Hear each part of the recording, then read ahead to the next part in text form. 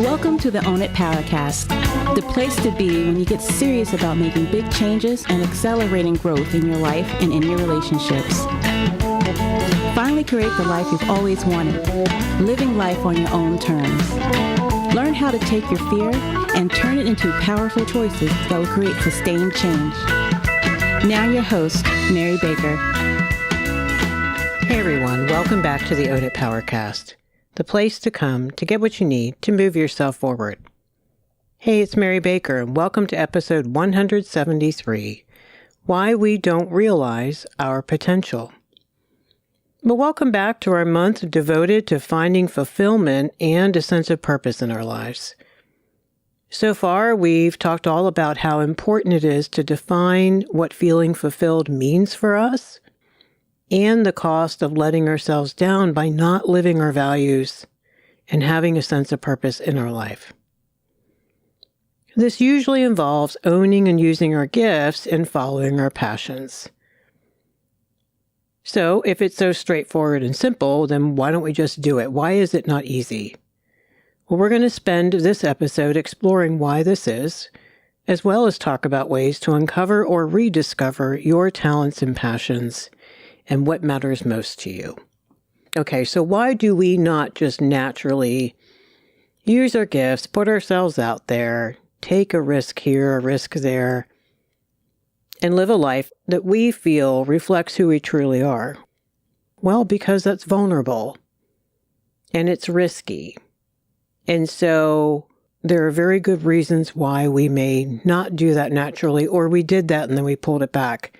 And the big one, as you probably have already guessed, the big reason is bad experiences in the past, especially when we were very young and impressionable. By that I mean we believed loved ones, teachers, coaches, band directors, chorus teachers, older siblings, friends, neighbors. We believed what they said because we were still developing our identity. So we were supposed to also be able to believe them as well. We were supposed to be able to trust them. So the big obvious ones are bad experiences where being shamed or ridiculed as a kid, maybe when reading in front of the class, when they didn't read too well or were too anxious, or doing something embarrassing and having that humiliation always in the back of their mind when they imagine taking another risk that looks like that or feels like that. So it's the spotlight.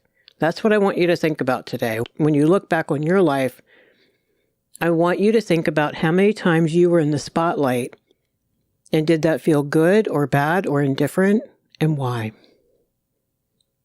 You know, bullying is an overlooked one, but a big one here as well. That's when the spotlight really becomes an awful, scary place that you don't want to revisit. You don't want people paying attention to you. If it's really bad bullying and prolonged, it can create PTSD where you don't know what to trust in social situations or who to trust. Therefore, you probably get into some low-level fight, flight, or freeze when you're in social situations where you're not familiar and you're just uncomfortable, because that has become so habituated that you may not even be aware that's what you're doing and how profound that is. You just know that maybe your throat gets dry, your stomach gets queasy, your hands get sweaty, or you get shaky, but you're not really sure why. And you've been avoiding new people, maybe speaking up, maybe avoiding social gatherings altogether, and maybe trying new things that will put you out there. In other words, they're not introverted things. Maybe you are selling a product, starting a business, putting your creativity out there. These are all moments where we can be judged.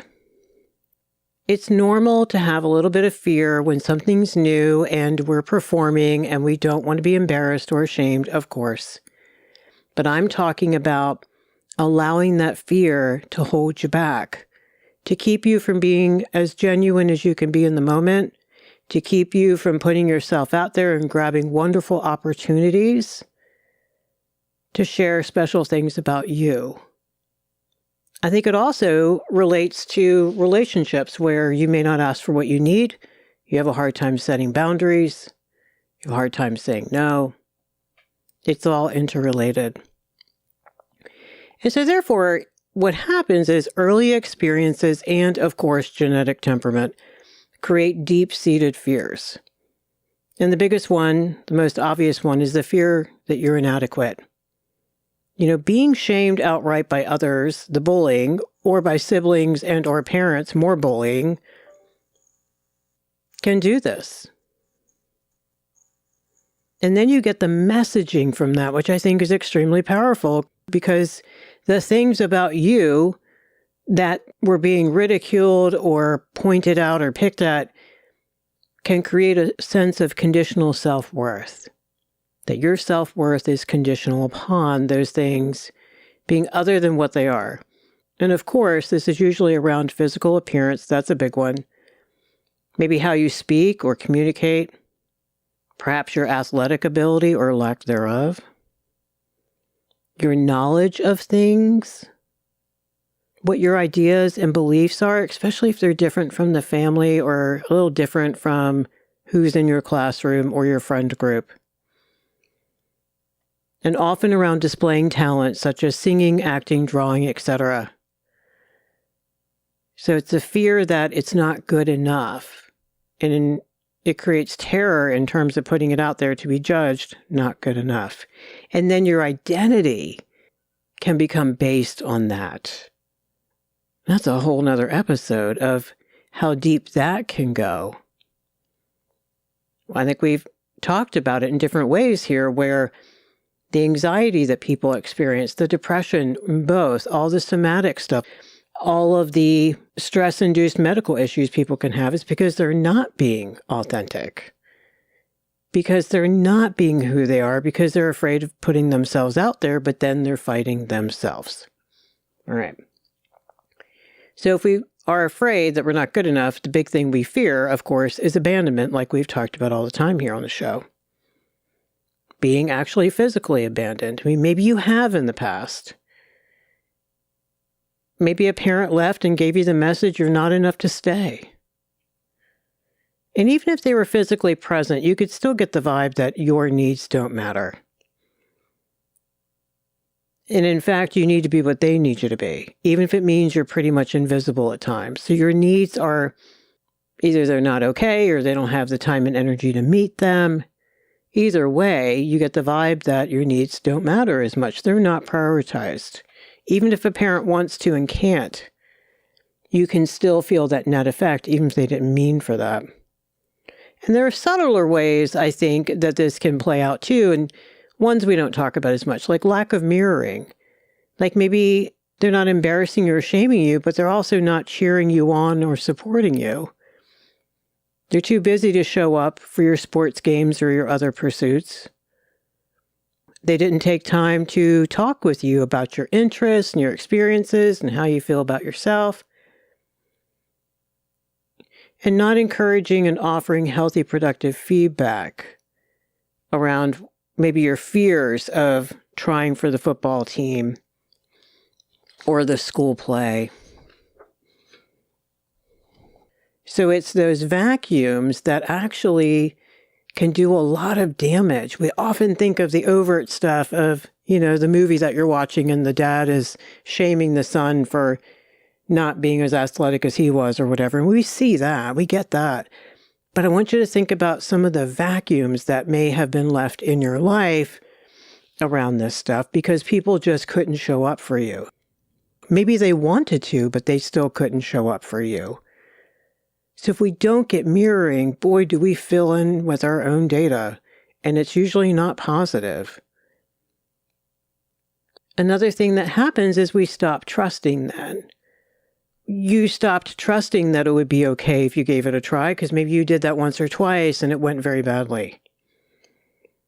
You might not trust that most people are kind and good and not bullies and not shaming, and they have no reason to ridicule you at all. To trust that you have interesting things to say and share and that you do have talents.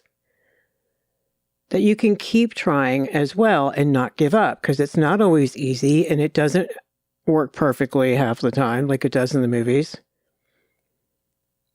I think also trusting the right people to be vulnerable with, that you will also have help along the way, because you're going to need it. Everybody does.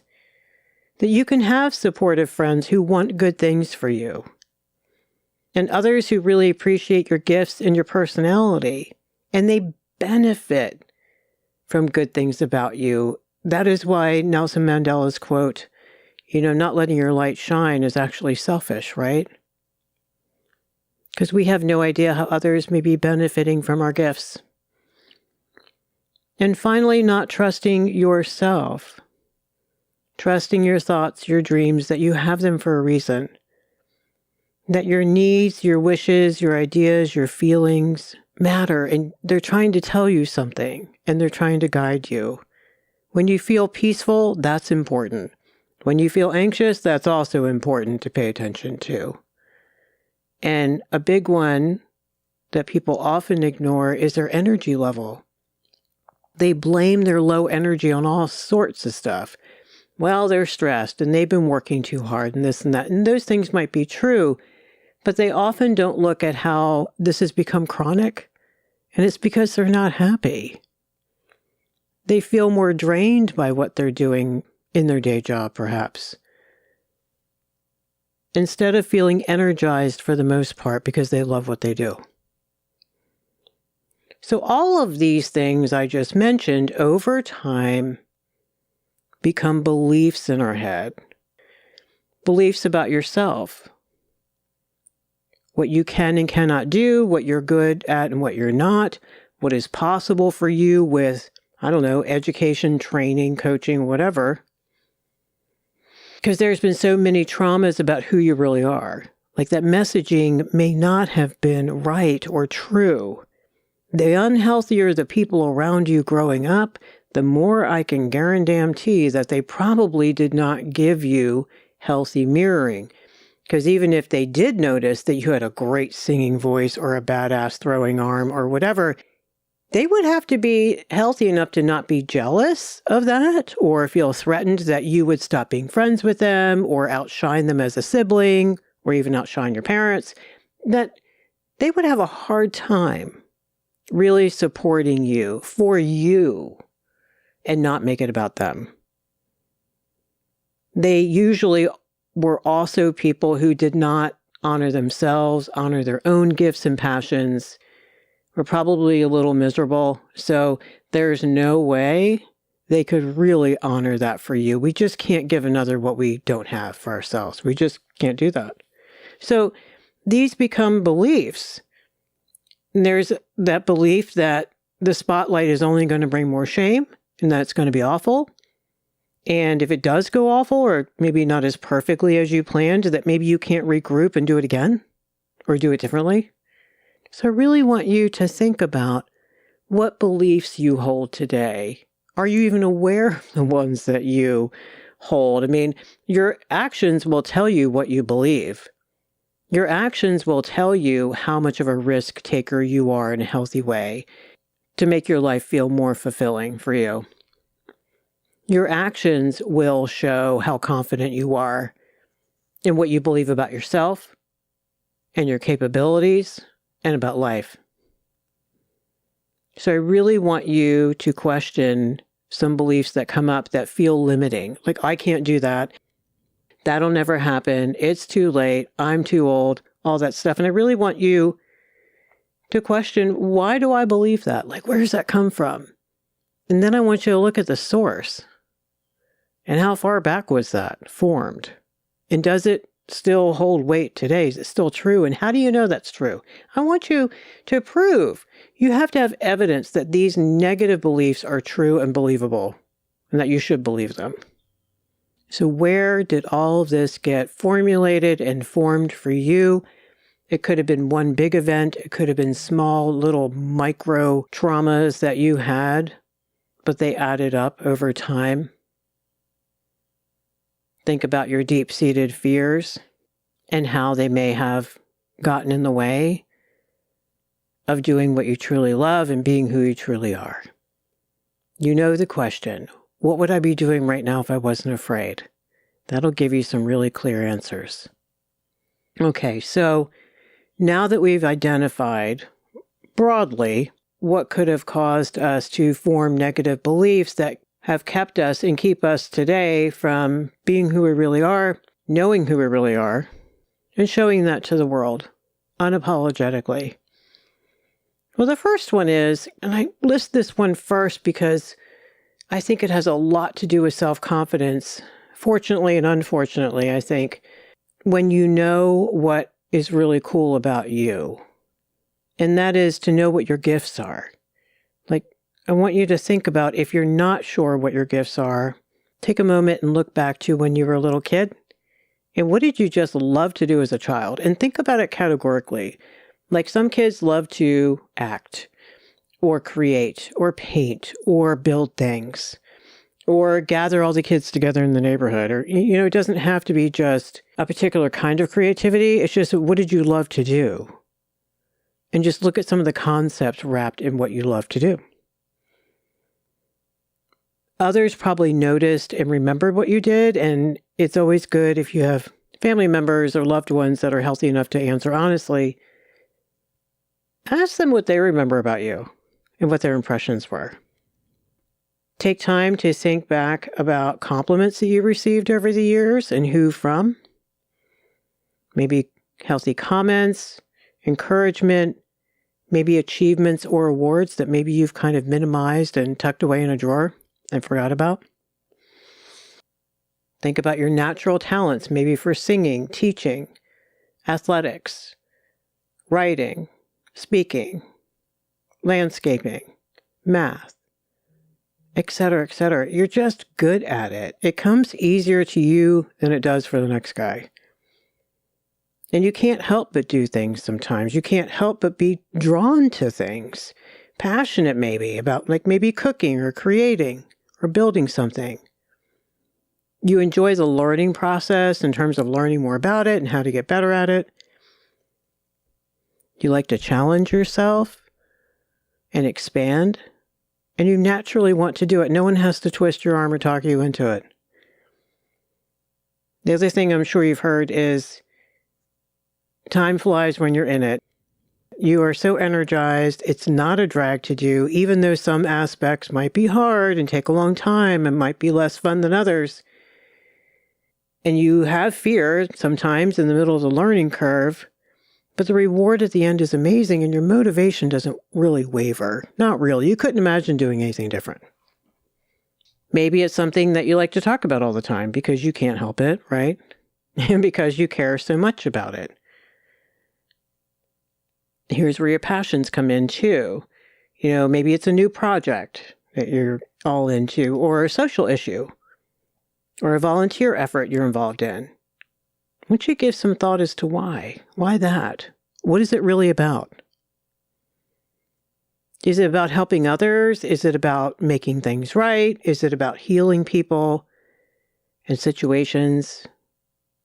So identifying over the years what your talents are, some of the evidence that speaks to that, kind of what you believe secretly in your heart and won't admit, what you love to do, what you're drawn to, and what you're interested in and passionate about, and you can't help it.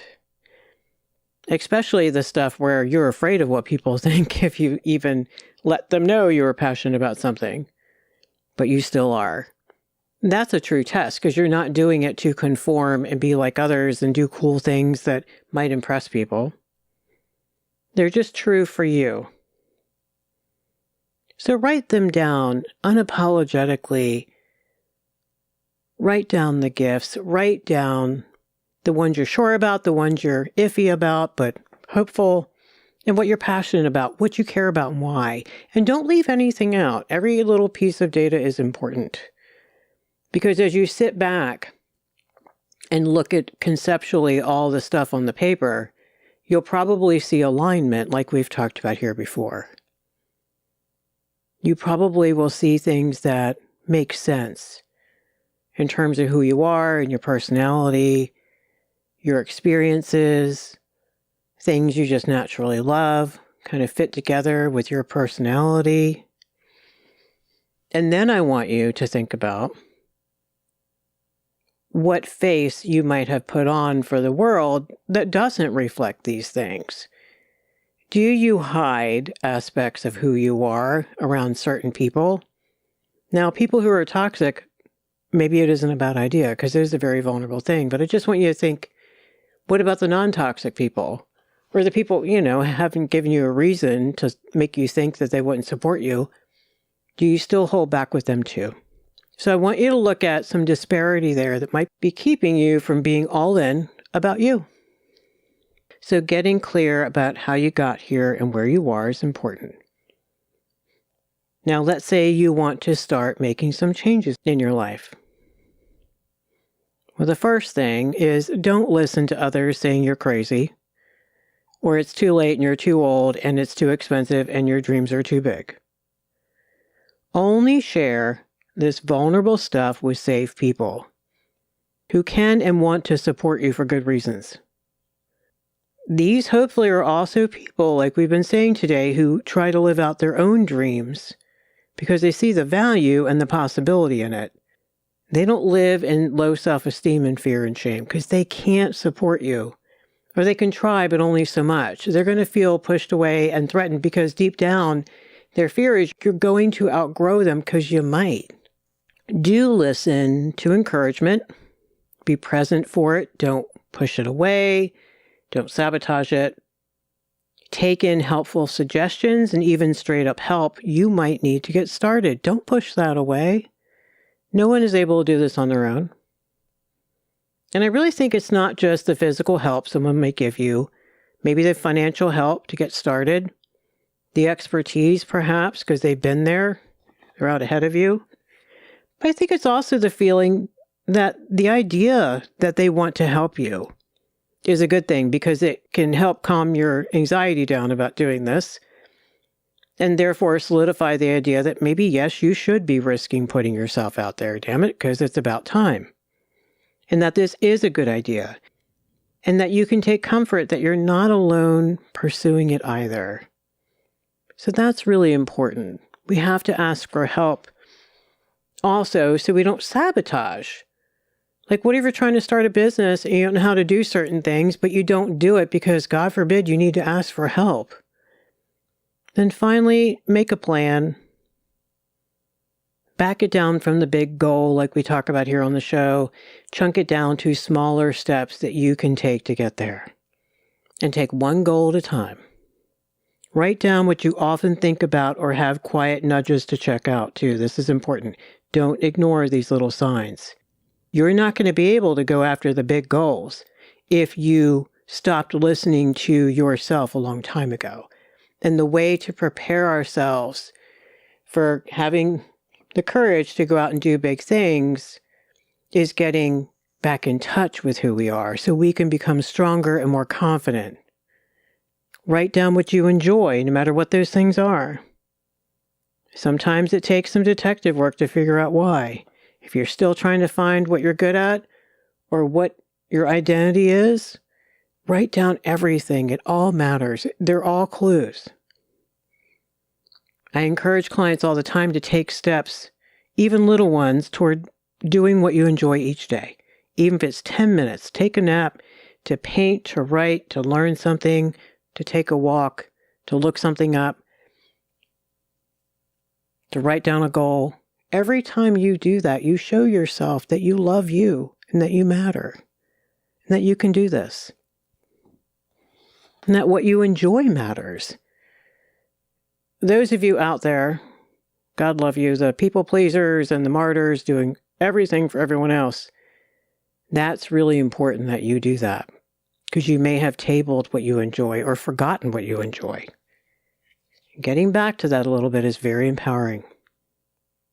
The other thing you'll have to do is journal and or share, whatever works for you, with a safe person, your regrets, your grief work, your anger at yourself around not honoring yourself sooner.